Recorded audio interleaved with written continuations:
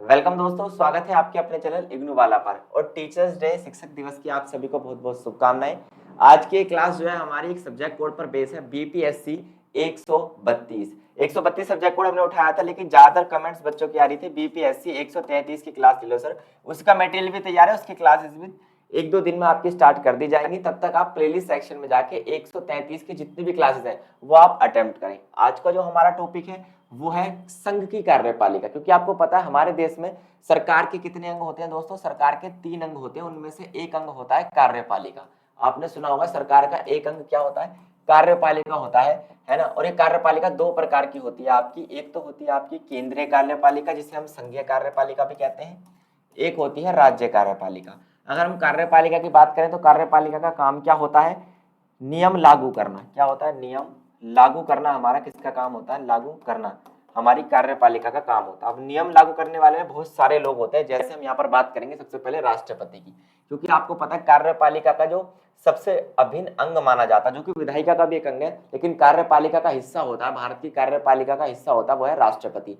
यहाँ हम बात करेंगे राष्ट्रपति की योग्यताएं के बारे में, राष्ट्रपति को कैसे चुना जाता है और राष्ट्रपति का कार्यकाल कितना होता है और राष्ट्रपति को पद से कैसे हटाया जाता है।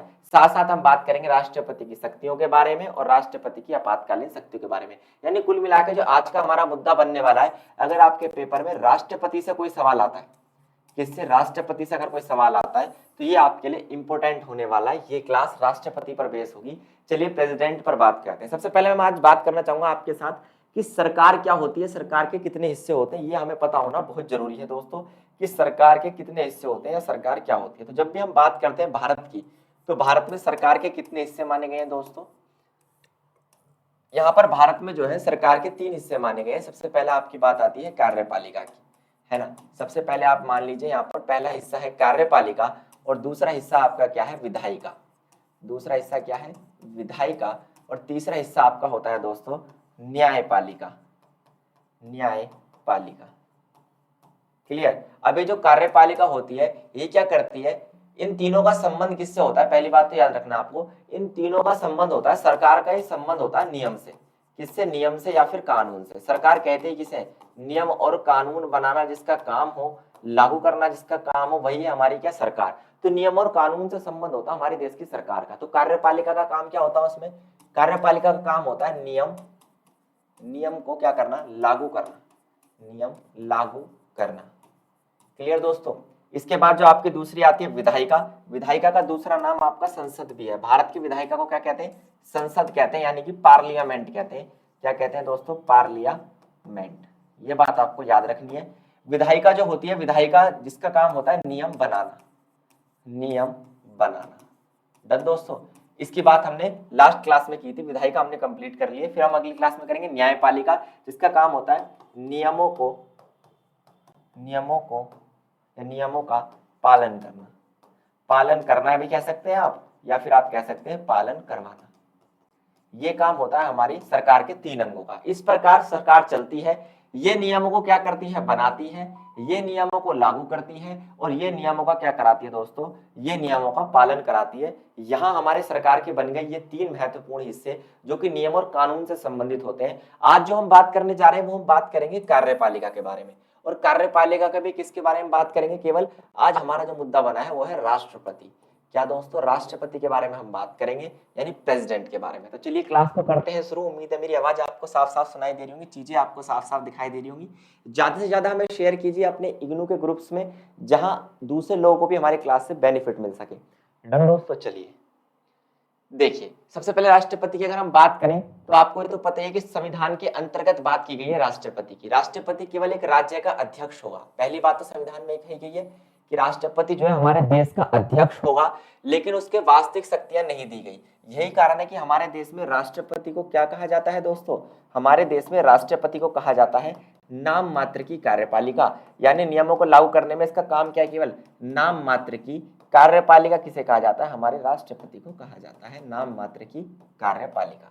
इतनी बात अगर आपको क्लियर हो गई हो तो ये हमारी नाम मात्र की कार्यपालिका। राष्ट्रपति का जो चुनाव होता है वो अप्रत्यक्ष रूप से होता है। चुनाव कैसे होता है? अप्रत्यक्ष रूप से होता है, यानी जनता डायरेक्ट वोट देकर राष्ट्रपति नहीं चुनती, दोनों सदनों के सदस्य और राज्य विधानसभाओं के सदस्य मिलकर हमारे राष्ट्रपति को चुनते हैं। कितने सालों के लिए चुनते हैं, ये बात आपको याद रखनी है। 5 सालों के लिए हमारे राष्ट्रपति चुने जाते हैं और इनको हटाने के लिए महाभियोग की प्रक्रिया लागू की जाती है। अब आप कहेंगे सर महाभियोग की प्रक्रिया क्या होती है? जब संसद के दोनों सदनों में वोटिंग हो, लगभग 2/3 बहुमत मिले। जब 2/3 बहुमत मिलता है ना दोस्तों, 2/3 बहुमत, तो ऐसी प्रक्रिया को हम क्या कहते हैं? ऐसी प्रक्रिया को हम कहते हैं महाभियोग। 2/3 वोटों से ही क्या हो सकता है? राष्ट्रपति को पद से हटाया जा सकता है। लेकिन महाभियोग चलाने से पहले 14 दिन पहले राष्ट्रपति को क्या देना पड़ता है? 14 दिन पहले क्या करना पड़ता है? लिखित नोटिस देना पड़ता है राष्ट्रपति को, उन पर क्या होने वाली है? महाभियोग की प्रक्रिया चलने वाली है। इसके लिए 14 दिन पहले क्या करना पड़ता है? हमें नोटिस देना पड़ता है। क्लियर दोस्तों? इतनी बात आपको याद रहेगी। आगे हम बात करें, संविधान में उपराष्ट्रपति का भी पद दिया गया है, आपको पता ही है। उपराष्ट्रपति वाइस प्रेसिडेंट होता है। उपराष्ट्रपति का चुनाव भी कैसे होता है? अप्रत्यक्ष रूप से होता है।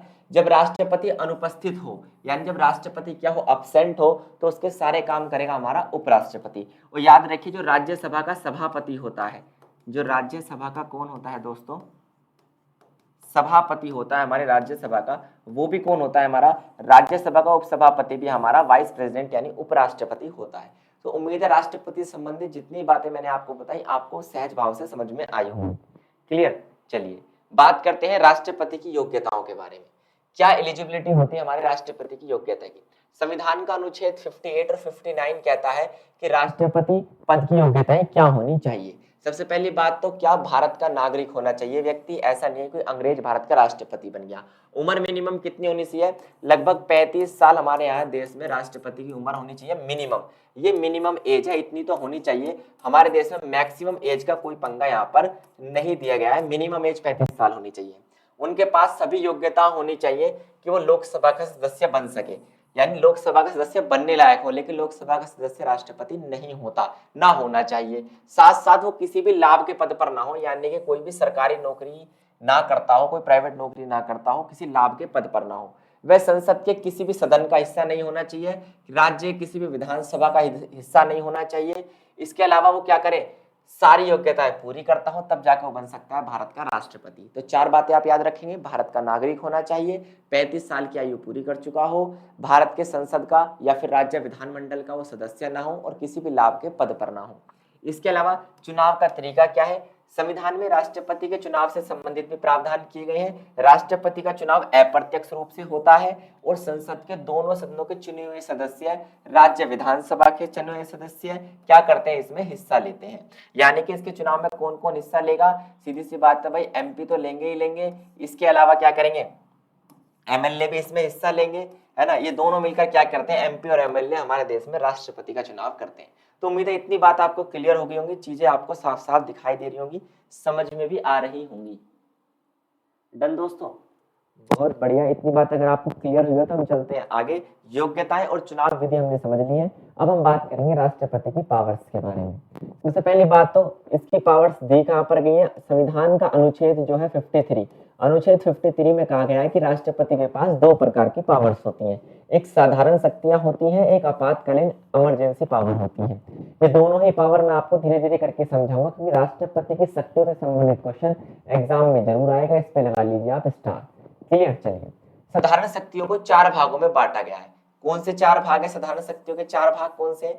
सबसे पहला कार्यपालिका शक्ति, दूसरी विधायिका शक्ति, तीसरी है उसकी वित्तीय शक्तियां और चौथी है उसकी न्यायिक शक्ति। तो 4 प्रकार की शक्तियां होती है हमारी। कौन सी? साधारण शक्तियां। जैसे कार्यपालिका की सारी शक्ति राष्ट्रपति में निहित होती है, लेकिन नाम मात्र का कार्यपालिका होता है।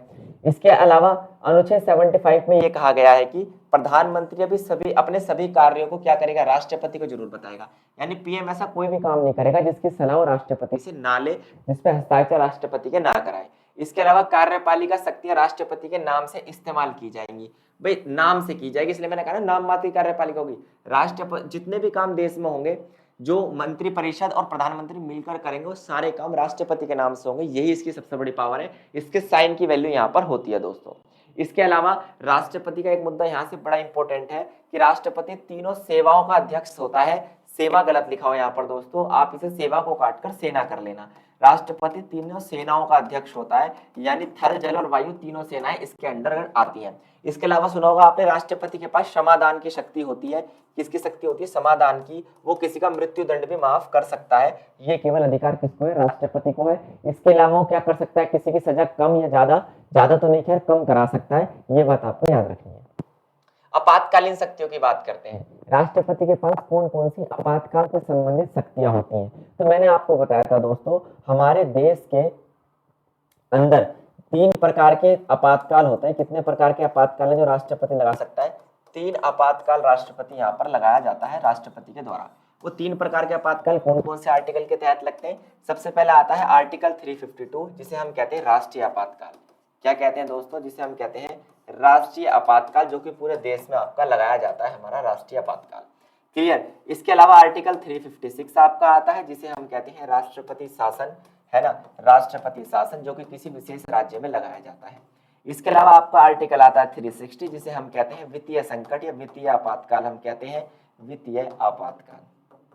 डन दोस्तों, ये 3 आपातकालीन शक्तियां हमारे राष्ट्रपति के पास होती है। आप कहेंगे सर कौन सा आपातकाल कब लगाया जाता है? चलिए एक एक करके समझते हैं। पहला है आपका 352 अनुच्छेद राष्ट्रीय आपातकाल। ये उस कंडीशन में लगाया जाता है जब देश में 3 प्रकार की कंडीशन बनी हो।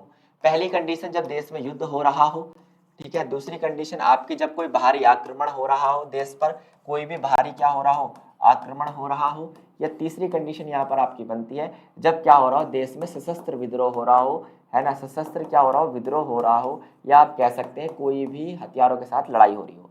इस आपातकाल का एक एग्जाम्पल मैं आपको यहाँ पर दूंगा। राष्ट्रीय आपातकाल हमारा लगा था 25 जून 1975 को, जब इंदिरा गांधी ने राष्ट्रीय आपातकाल की घोषणा की थी। लगभग 18 महीनों तक ये आपातकाल रहा था, है ना। और कब समाप्त हुआ था? 1977 के आसपास ही समाप्त हुआ था।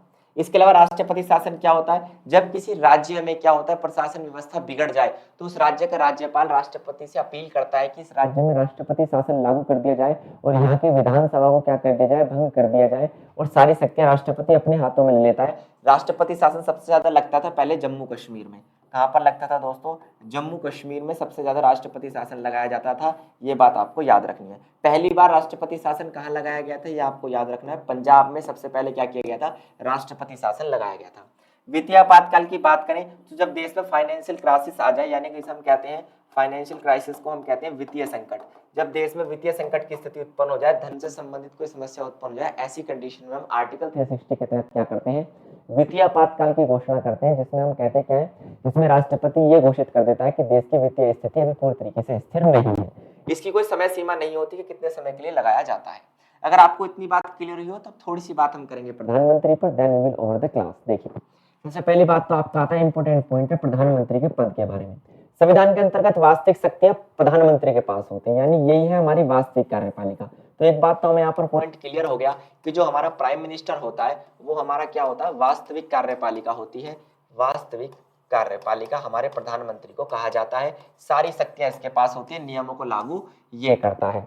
प्रधानमंत्री मंत्री परिषद का मुखिया होता है, यानी पूरी जो मंत्री परिषद होती है उसका मुखिया होता है। मंत्री परिषद में 3 प्रकार के मंत्री आपके बैठते हैं, कैबिनेट मंत्री, राज्य मंत्री और उप राज्य मंत्री। राष्ट्रपति मंत्री परिषद की सलाह पर ही काम करता है।